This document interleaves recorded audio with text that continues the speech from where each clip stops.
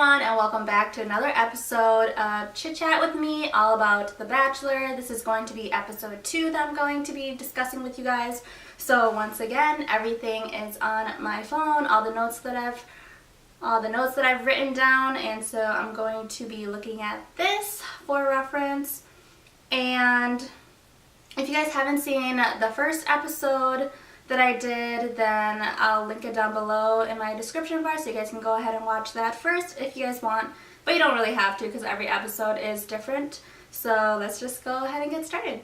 Alright, so Ari gave the first date to Becca K, which I was ecstatic about because she's from Minnesota, and you guys know that I'm from Minnesota too, so I really like her, not just because she's from my state, but her personality. She's just really down to earth and they seem to really get along, so I do really like her. They rode on the motorcycle to this very huge mansion-like house, and he pretty much spoiled her with all these Rachel Zoe, I believe.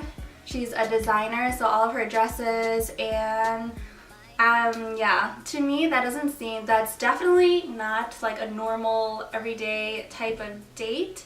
So I'd really like to see them kind of just hang out and go on a more normal date, but I thought that it was still a really fun date. Like, I would want to be her in that position just because she got to keep all those designer dresses and those expensive jewelries.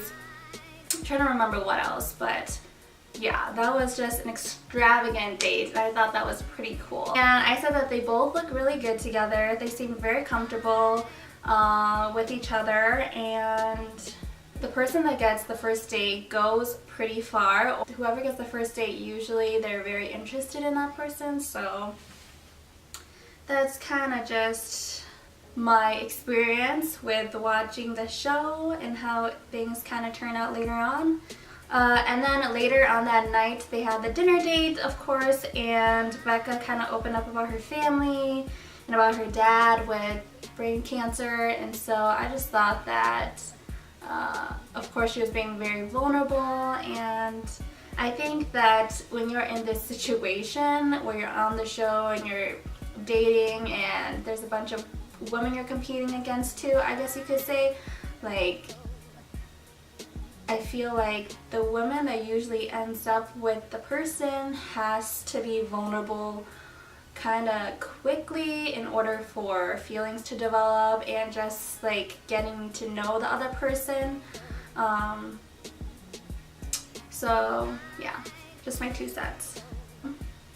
Okay, so then later on at the mansion, Chelsea was saying that she doesn't kiss and tell, which I thought it was really funny that she made that comment because in my last video I said that she seemed like the kind of person that does kiss and tell, where she does something with Ari and then she'll go back to the group and be like, oh, like, this is what happened, this is what I did.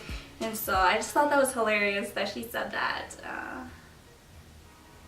because it kind of made a full circle and it connected to the comment that I made.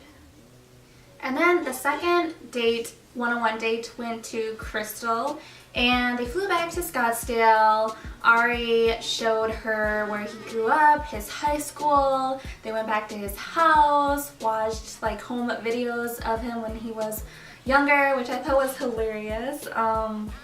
And then later on they went to his parents' house. I feel like this date was all about him and seeing if she would fit into his lifestyle and his family and his home. I thought that it was a little weird that they didn't sit next to each other when they went to his parents' house. Like, his mom sat smack dab in the middle, and I just thought that was, I don't know, a little awkward, but yeah, and that's just me and my opinion. Later on during the dinner date, Krystal shared about her family, how she had to grow up quickly, about her brother being homeless, which she talked about in her introduction. I really liked how Ari was just very in the moment, and you can tell that he's a really good listener just by his body language and his eye contact with her, so I just thought that was really, really sweet. And can we talk about how good he looked in that suit for some reason that night? But yeah, And then they danced the night away, and then she got the rose. So I'm not sure how I feel about her yet. Like, I don't know. So you guys let me know what you guys think of Krystal. So during the group date, they did something called Demolition Derby. And the last one that was standing won. They designed their own car, which I thought was pretty sweet. And then Annalise started crying because she had bumper car trauma. And I don't know, like, is that a thing, guys? Because you can get trauma, but I feel like from bumper cars, I don't know, yeah.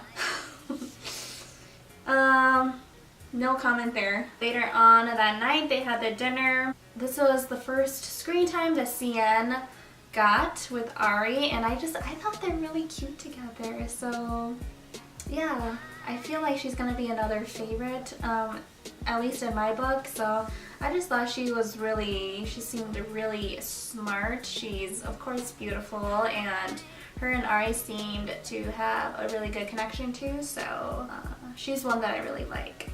And then Bibiana was getting frustrated that night because she didn't get any time with Ari. So I feel like that's just going to continue with the show going on as long as she doesn't get eliminated. So I feel like that's going to cause a lot of tension in the house, which it already does between her and Krystal.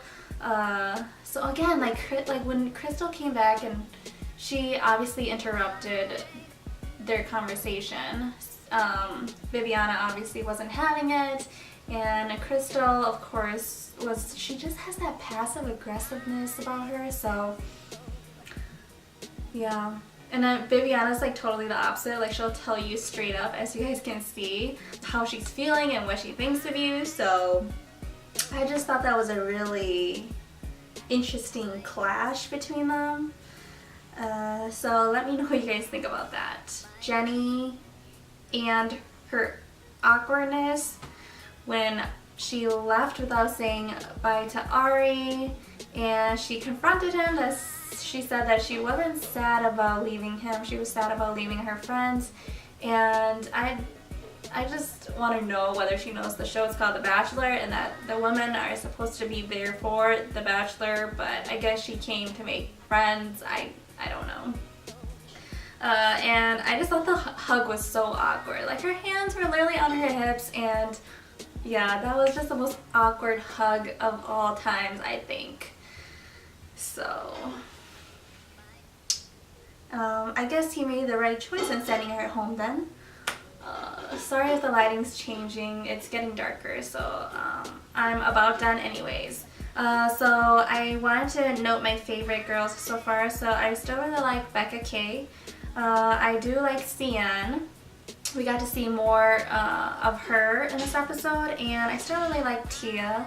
I don't know, I feel like she's one of the girls where she's not feeding into any of the drama that's going on in the house. So those are the three girls that I'm really liking so far, especially from this episode. And let me know who your favorites are, what you think of the whole Bibiana and Krystal thing.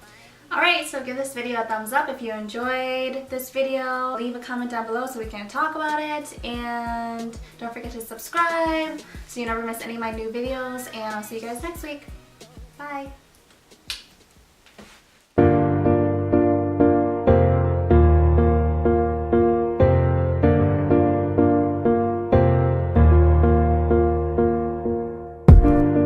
You don't gotta say it, I know you ain't staying.